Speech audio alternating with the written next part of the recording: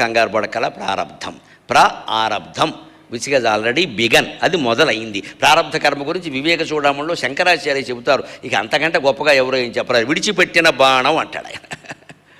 విడిచిపెట్టిన బాణం, బాణాన్ని విలుకాడు విడిచిపెట్టినప్పుడు ఒక విలుకాడు బాణం విడిచిపెట్టాడండి.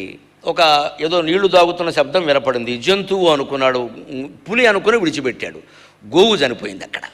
అయ్యో నేను పులి అనుకున్నాను. నువ్వు పులి అనుకున్నా చేసేది బాణం అనుకోలేదు, పులి నువ్వు అనుకున్నావు. బాణం వెళ్ళి తగిలింది. గోహత్యా పాపమే వస్తుంది కానీ పులిని చంపినటువంటి ఇది రాదు. గోవుని చంపడం ఎక్కడైనా పాపమే. కానీ బాణం అంటూ నువ్వు తెలియకుండానో తెలుసో వేసిన తర్వాత అది వెళ్ళి అక్కడ తగిలిన తర్వాత గోవైనా తగులుతుంది, పులైనా తగులుతుంది. గోవుకి పులికి తేడా నీకు తెలుసు కానీ మిత్రమా బాణానికి తెలియదు. నువ్వు అతివేగంతో వేసేసావు, తగిలింది. దాని ఫలితాన్ని అనుభవించి తీరాల్సిందే. దశరథుడు అనుభవించలేదా శ్రవణ కుమారుని చంపిన ఫలాన్ని? ఇది ప్రారబ్ధం. అంటే ఆ ప్రారబ్ధ కర్మ ఎలా ఉంటుందంటే వదిలిపెట్టిన బాణం. నువ్వు వదిలిపెట్టేటప్పుడే చూసుకోవాలి.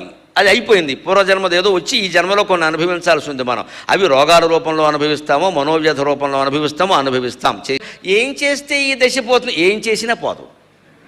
నోరు మూసుకుంటే కొంచెం తగ్గుతుంది, అది ఉంది అవకాశం. ఏం చేసినా పోదావు. నోరు మూసుకుంటే కొంచెం తగ్గుతుంది.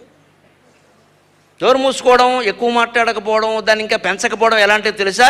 బుల్లెట్ ప్రూఫ్ జాకెట్ వేసుకోవడం లాంటిది.